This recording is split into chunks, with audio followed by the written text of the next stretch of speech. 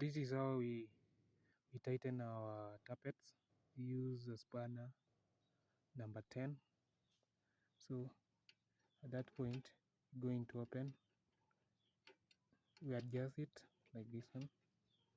Then you took the pliers, you see at the top there, it's that top is square, so we use either pliers. For now we don't have its pliers. It's spanner, so we use this one. So we put this one, we adjust the top part, we tighten the top part. In fact, here we have a gauge.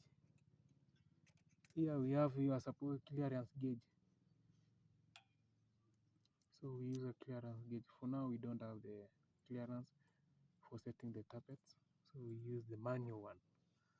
The manual one, you're going to feel it with your hand, like this one.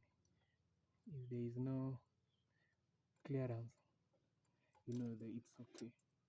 So this is the manual way, but in real we use the gauge, so as to get the clearance from the tappets.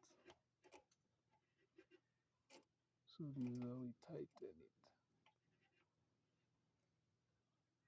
it like that one. After you have tightened it, you return your number 10, adjust the second one like this one. Yeah, like this one. This is how we tighten our tappets for King Bird. See, the label is King Bird.